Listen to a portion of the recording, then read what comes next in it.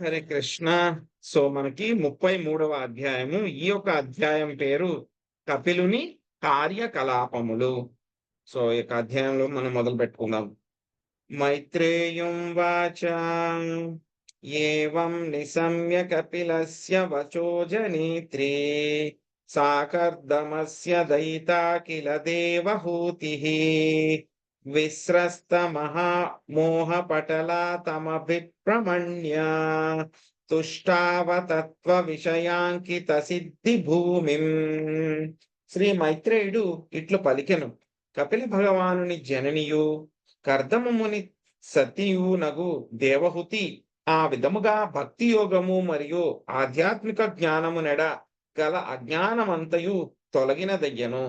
ముక్తికి పూర్వరంగమగు సాంఖ్యతత్వమును తెలిపిన భగవానునికి వందనములనిడి ఆమె ఈ రీతి స్తుతించి సంతుష్టిని చేసెను. శాంతకుమారి మాతాజీ చదవండి. హరే కృష్ణ. హరే కృష్ణ ప్రభువి. భాష్యం. తన తల్లి కపిల భగవానుడు తెలియజేసిన తత్వ విధానము ఆధ్యాత్మిక స్థితి ఎందు నెలకొనుటకు పూర్వ రంగమయ్యున్నది. ఆ తత్వ విధానము ప్రాముఖ్యమిచ్చట సిద్ధి భూమి ముక్తికి పూర్వ రంగమును తెలియబడింది. ప్రకృతిచే బద్ధులైన కారణమున ఈ భౌతిక జగత్తునందు క్లేశములు అనుభవించే జనులు కపిల భగవానుడు తెలియజేసిన సంఖ్యాతత్వమును అవగతను చేసుకున్నట్టు ద్వారా భవబంధం నుండి సులభముగా ముక్తి నొందగలరు. ఈ భౌతిక జగత్తునందు నిలిచిన్నప్పటికీ మనుషులు సంఖ్యాతత్వము ద్వారా శీఘ్రమే మోక్షము సాధించగలడు. ఆ స్థితియే జీవన్ముక్తి స్థితి అనబడు. అనగా భౌతిక దేహం నందు నిలిచినప్పటికీ జీవుడు ముక్తి నొందగలడు. ఇది దేహుతి కపిల భగవాన్ జనని విషయమున జరిగి ఉండదు. కనుకనే ఈ క్రింద ప్రార్థనల ద్వారా ఆ దేవతను సంతుష్టి చేశారు. సాంఖ్యాతత్వపు మూల సిద్ధాంతము అవగతము చేసుకున్న వాడు భక్తి యోగం బడిచి ఈ భౌతిక జగమునందే ముక్తి పూర్ణముగా కృష్ణ భక్తి భావతులు కాగలరు. Hare Krishna Prabhuji. Hare Krishna Mataji, thank you. So ఏం చెప్తున్నారు? ఈ యొక్క సాంఖ్యతత్వం అంతా కూడా ఎవరు నేర్చుకున్నారు ఇక్కడ? యొక్క కపిల భగవాన్ యొక్క జనని, అదేవిధంగా కర్దమ్ముని యొక్క సతి అయినటువంటి దేవహూతి ఆవిడ చక్కగా భక్తి యోగం గురించి ఆధ్యాత్మిక జ్ఞానం అంతా కూడా పొంది ఆవిడ యొక్క అజ్ఞానం అంతా కూడా తొలగిపోయింది అనమాట. సో కాబట్టి ఏం చేస్తుంది ఆవిడ? ఇప్పుడు కపిల మహర్షిని ఆవిడ ప్రార్థన చేస్తూ ఉంది అనమాట. సో ఈ యొక్క సాంఖ్యతత్వం అనేటువంటిది ఏమిటి అంటే కనుక యొక్క భక్తి యోగం మొదలు పెట్టడానికి పూర్వరంగం అనమాట, ముందు స్థాయి అన్నమాట. ఈ యొక్క సాంఖ్యతత్వాన్ని ఎవరైతే కనుక అర్థం చేసుకుంటారో వాళ్ళు చాలా తేలికగా ఈ యొక్క భవబంధనాల నుంచి ముక్తి పొందగలరు.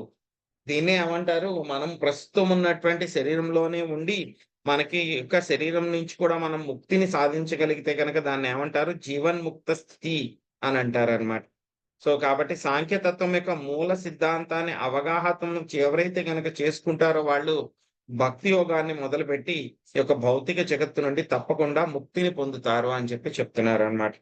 సో దేవహూతి మాత ఇప్పుడు కపిల మహర్షికి తన యొక్క కుమారుడికి ఆవిడ ప్రార్థనలు చేస్తున్నారన్నమాట. సో అవేంటో చూద్దాం.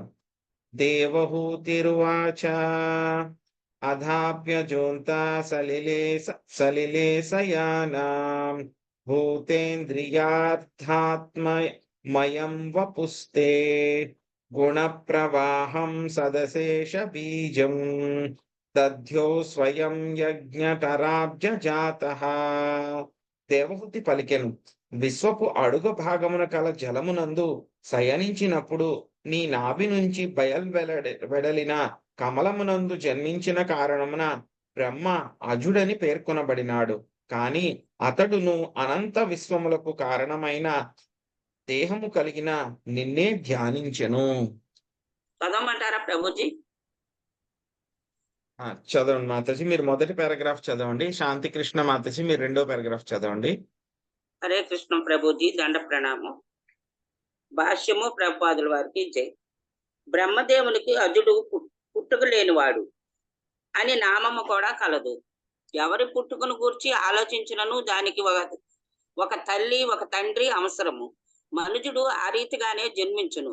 కానీ విశ్వపు తొలి జీవుడు బ్రహ్మదేవుడు. మాత్రము దేవదేవుని గర్భోదక సాయి విష్ణువుగా తెలియబడువాడు. దేహము నుండియే నేరుగా జన్మించును. గర్భోదక సాయి విష్ణువు విశ్వపు అడుగు భాగమున గల జలమునందు శయనించును.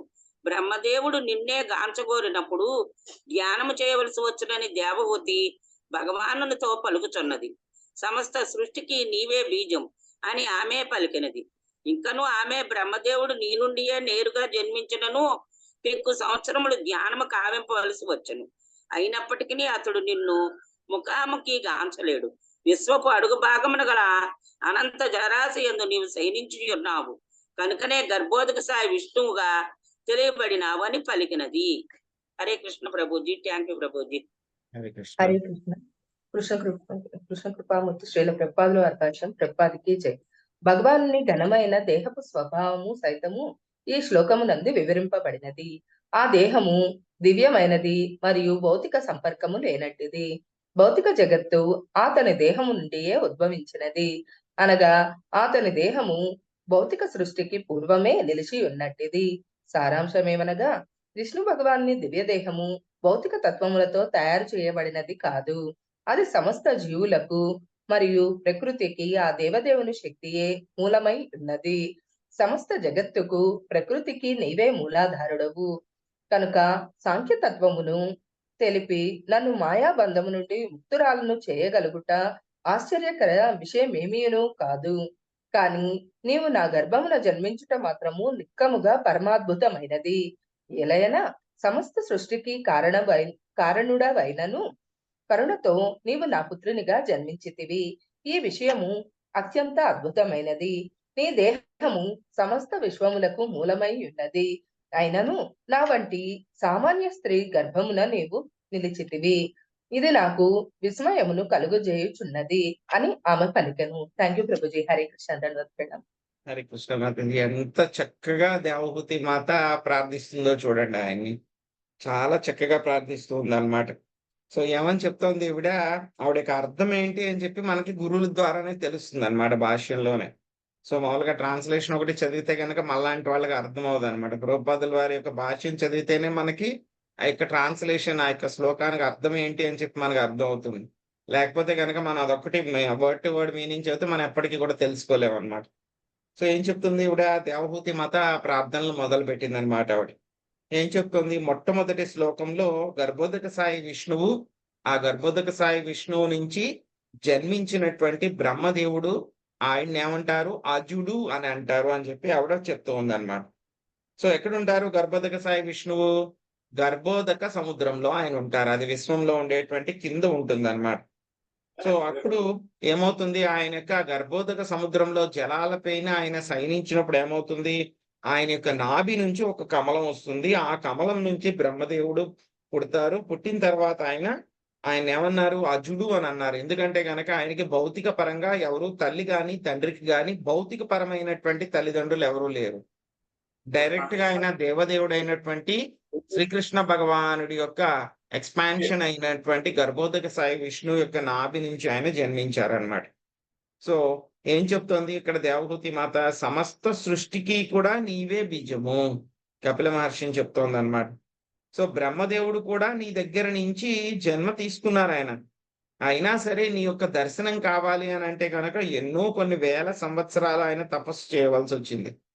అప్పుడు ఆయనకి నీతోటి ఫేస్ టు ఫేస్ మాట్లాడే అదృష్టం కలిగింది. సో అందుకే ఆయన ఏమన్నారు? విశ్వపు కింద అనంత జలరాశుల్లో నీవు శయనించి ఉన్నావు గర్భోదక సాయి విష్ణువు కింద అని చెప్పింది అన్నమాట. తర్వాత ఏం చెప్తోంది ఆవిడ? నీ యొక్క దేహము చాలా దివ్యమైనటువంటిది. నీ యొక్క దేహం అనేటువంటిది భౌతిక పరము కాదు, భౌతిక సంపర్కం అనేటువంటిది లేదు. అది పూర్తిగా ఆధ్యాత్మికము. అటువంటి ఆధ్యాత్మిక దేహం నుంచి మొత్తం యొక్క సృష్టి అంతా కూడాను, భౌతిక పదార్థాలన్నీ కూడా సృష్టి చేయడం అంతా కూడా జరిగింది. సో కాబట్టి యొక్క భౌతిక సృష్టికి ముందే నువ్వు ఉన్నావు.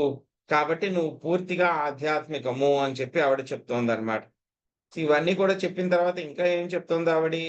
మొత్తం జగత్తుకి ప్రకృతికి కూడా నీవే మూలాధారుడవు.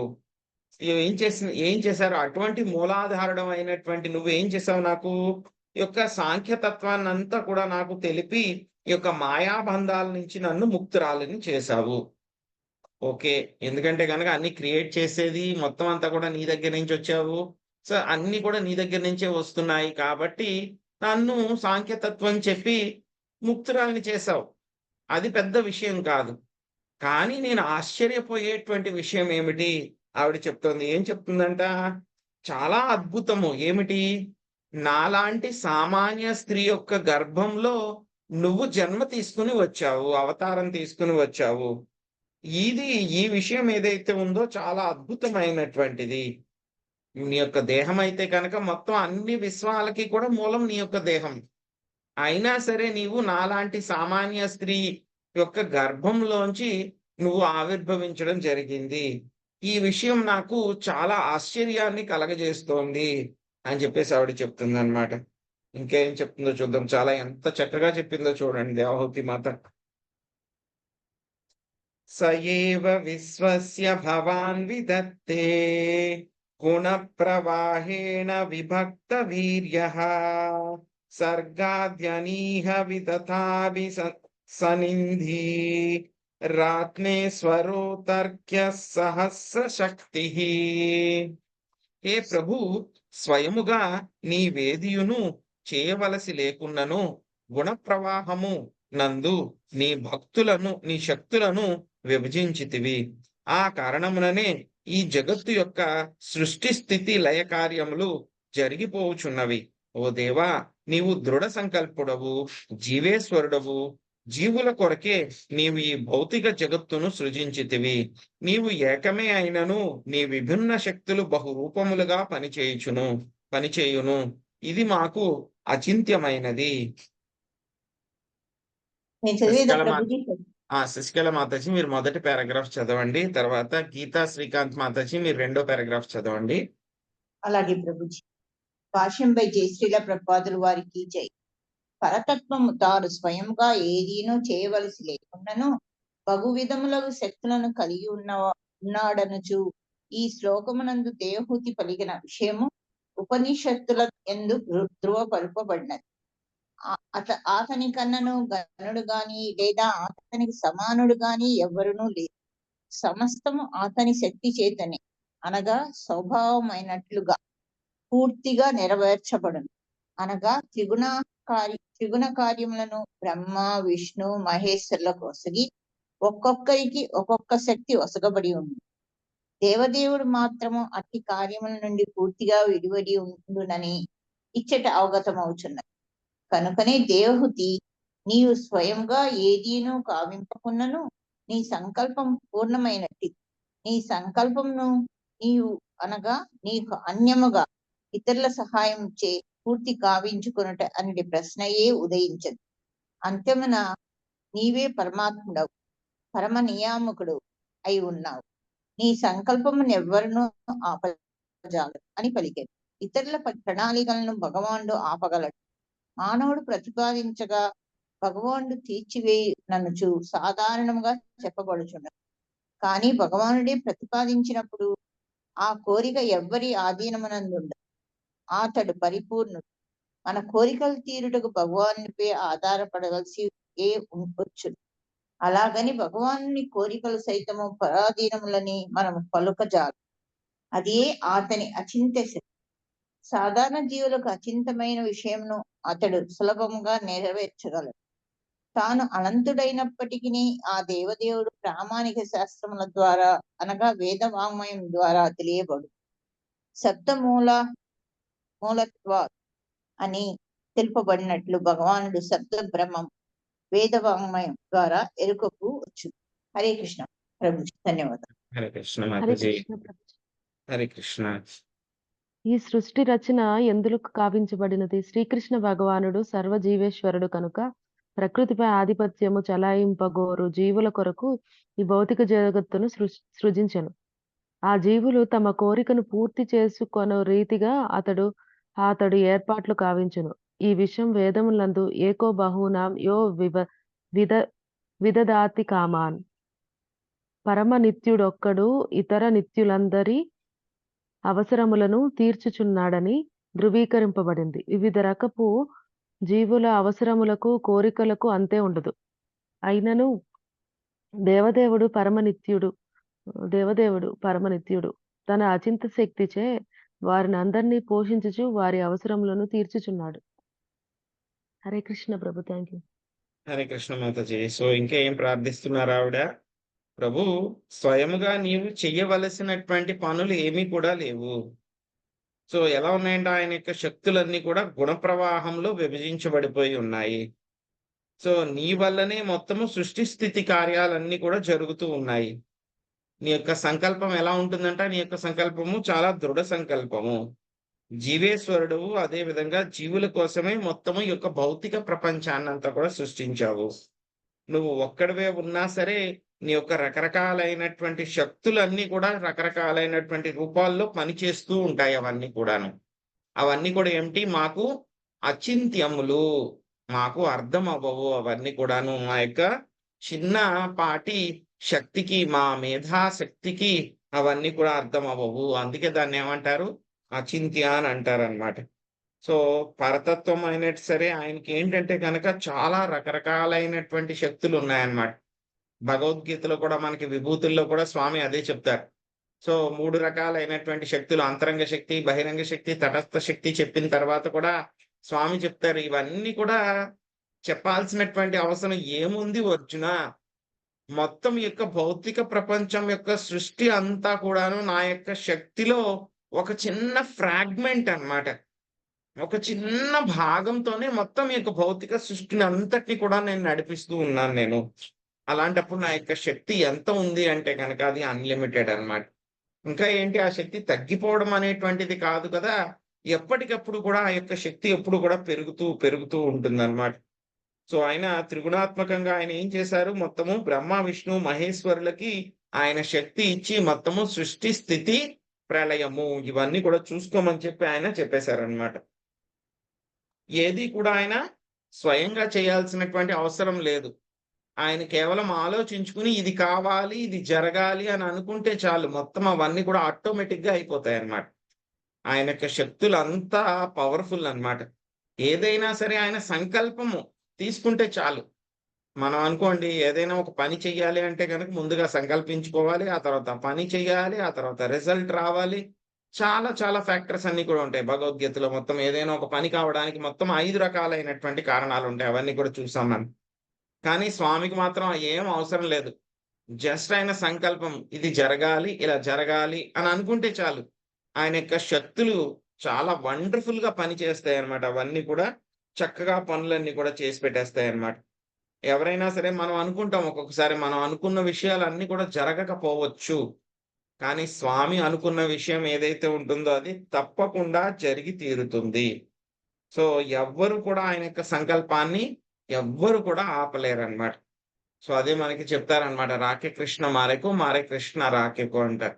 సో ఎవరైనా సరే ఒక వ్యక్తిని చంపాలి అని అనుకుంటే గనక శ్రీకృష్ణ భగవానుడు కనుక తలుచుకుంటే కనుక ఎవ్వరు కూడా అతన్ని రక్షించలేరు. ఎవరైనా సరే ఒకరిని రక్షించాలి, భక్తుల్ని రక్షించాలి అని అనుకుంటే కనుక ఎవ్వరు కూడా ఆయన్ని సంహరించలేరు. ఇప్పుడు చూడండి, పొద్దునే మనం చెప్పుకున్నాం నరసింహ కథలో. సో ప్రహ్లాదుణ్ణి చంపాలని చెప్పేసి హిరణ్యకశిపుడు ఎన్నో రకాలుగా ప్రయత్నించాడు. అయినా సరే చంపగలిగాడా? ప్రహ్లాద్ మహారాజుకి ఏమీ జరగలేదు. ఇంకా ఆన్ ద కాంట్రరీ ఏంటి, హిరణ్యకశిపుడు రకరకాలైనటువంటి వరాలన్నీ కూడా బ్రహ్మదేవుడి దగ్గర నుంచి పొందాడు. ఆయన పర్మిటేషన్స్ కాంబినేషన్ లో పొద్దున్న అవ్వకూడదు, సాయంత్రం రాత్రిపూట అవ్వకూడదు, పగలు అవ్వకూడదు, రాత్రి అవ్వకూడదు, ఇంటి బయట అవ్వకూడదు, లోపల అవ్వకూడదు, గాల్లోనూ అవ్వకూడదు, భూమి మీదనూ అవ్వకూడదు, తడిగా ఉండేటువంటి వస్తువులతోనూ అవ్వకూడదు, పొడిగా ఉండేటువంటి వస్తువులతోనూ అవ్వకూడదు. అదే విధంగా ఇనుము గాని, అదే విధంగా మానవుల చేత గాని, దేవతల చేత గాని, ఆయుధాల చేత గాని వేటి వల్ల కూడా నేను సంహరింపబడకూడదు. ఇలాగా రకరకాల పర్ముటేషన్స్, కాంబినేషన్స్ ఇవన్నిటిలోనూ కూడా అడిగాడు. కానీ స్వామి డిసైడ్ చేసేసుకున్నారు హిరణ్యకశిపుడిని సంహరించాలి అని చెప్పేసి.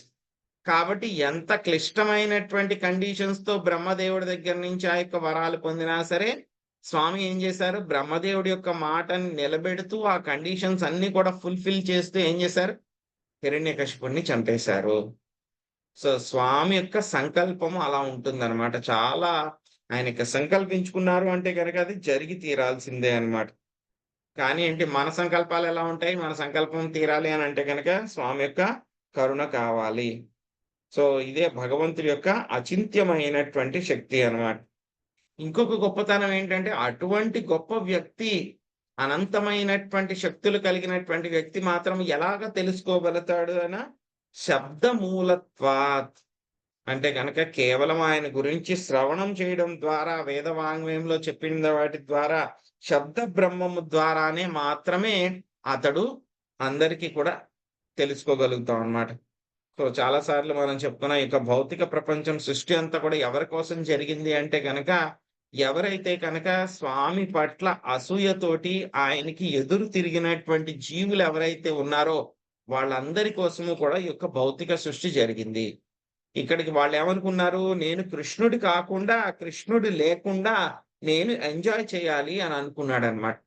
అటువంటి జీవులను అందరి కోసం ఏం చేశారు, ఈ యొక్క భౌతిక సృష్టిని ఆయన సృష్టించి ఇక్కడ ఏం చేశారు, మన యొక్క కాల కర్మ స్వభావాన్ని బట్టి మనల్ని ఇక్కడ కూర్చోబెట్టేశారు అన్నమాట.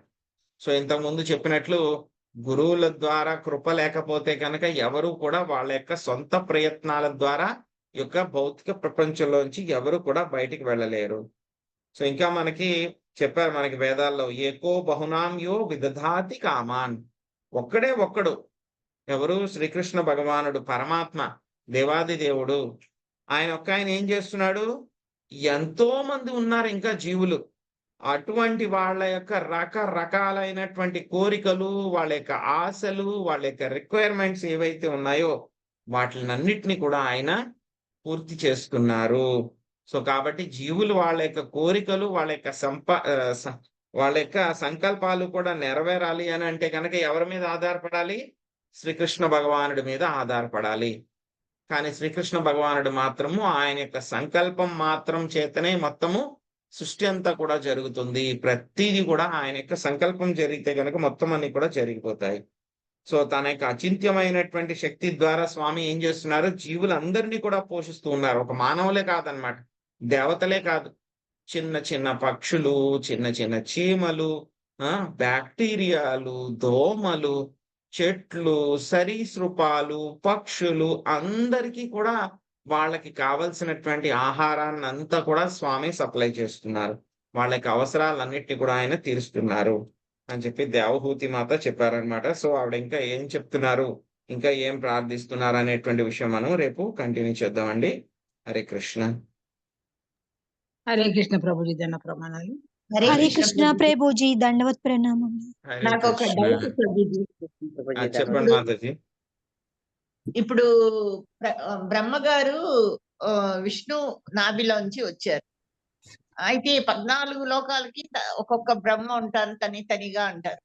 అప్పుడు వచ్చింది ఒక బ్రహ్మనే కదా, చాలా మంది బ్రహ్మలు ఉంటారు ఒక్కొక్క లోకానికి అనేసి అంటారు కదా. ఒక విశ్వానికి ఒక్కళ్ళే బ్రహ్మగారండి.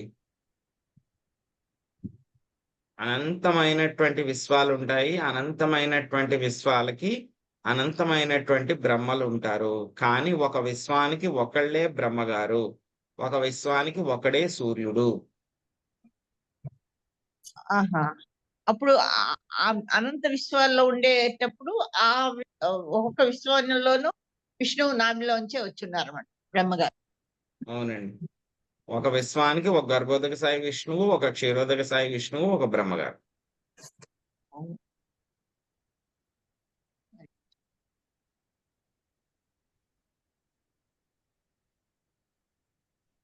హరే కృష్ణ ప్రభుజీ. హరే కృష్ణ. హరే కృష్ణ. వెనకాల కృష్ణ భగవానుడి పేర్లు ఏంటి ప్రభుజీ, ఏ టెంపుల్ వి ఏవండి, వెనకాల స్క్రీన్ పెట్టున్నారు కదా, నేను ఆ, నిన్న కూడా ఇదండి. అడుగుతా అనుకున్నాను. ఈయన మన టార్గెట్ అండి అందరికి కూడాను, సంబంధ అభిధేయ ప్రయోజన. ఆయన ఎవరు, సంబంధ డిటి ఎవరు మనకి, రాధా ఎవరు చెప్పు, రాధా గోపీనాథ్. చెప్పేస్తారు, మా వాళ్ళ ఎక్స్పర్ట్స్ చెప్పేస్తారు. చెప్పండి, సంబంధ డిటి ఎవరు, రాధా మదన్ మోహన్. రాధా మదన్ మోహన్ జీ సంబంధం. రాధా మదన్ మోహన్ ఆయన సంబంధ డిటి. సో ఆ తర్వాత ప్రయోజన, ప్రయోజనమే రాధా గోపీనాథ్. అభిధేయ. ప్రయోజన ఇస్ రాధా గోపీనాథ్. ఆ తర్వాత అభిధేయ రాధా రాధా గోవింద గోవింద. రాధా రాధా గోవింద్. గోవిందదేవ్. శ్రీ రాధా గోవిందదేవ్జీ అభిధేయ. గోవిందదేవ్జీ ఆయన అభిధేయ. సో ఇక్కడ వెనకాల ఉన్నది ఆయన ప్రయోజన, టార్గెట్ పొందవలసింది రాధా గోపీనాథ్ జీ ఆయన జైపూర్. అభిధేయ ఎవరు ప్రభుజీ? అభిధేయ రాధా గోవిందదేవ్జీ. ఆయన కూడా ఆయన జైపూర్ లో ఉన్నారు. సో రాధా మదన్ మోహన్ ఆయన కరోలీలో ఉన్నారు.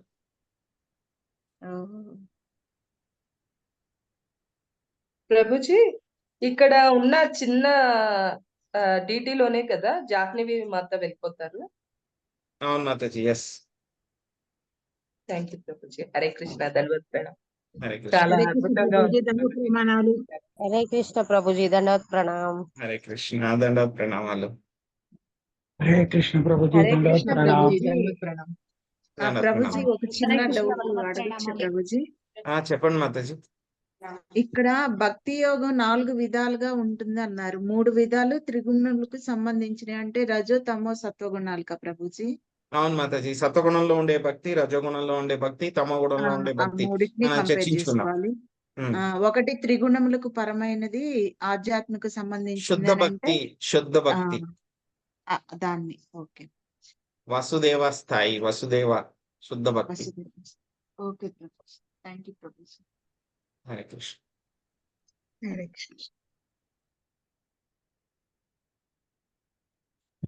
హరే కృష్ణ. వాంఛాకల్పతరుభ్యశ్చ కృపా సింధుభ్య ఏవ చ పతితానాం పావనేభ్యో వైష్ణవేభ్యో నమో నమః. అనంత కోటి వైష్ణవ వృందకి జై శ్రీల ప్రభుపాదికి, జై రాధా గోపీనాథ్ జీకి, జై రాధా మదన్ మోహన్ కి, జై రాధా గోవింద దేవ్ జీకి జై జై. గౌర ప్రేమానందే. హరి హరి బోల్. బోల్. హరి బోల్. హరే కృష్ణ. హరే కృష్ణ ప్రభుజీ దండవత్ హరే ప్రణామం. ప్రభుజీ ధన్యవాదాలు. హరే కృష్ణ. ధన్యవాదాలు అందరికీ కూడా. హరే కృష్ణ. ప్రభుజీ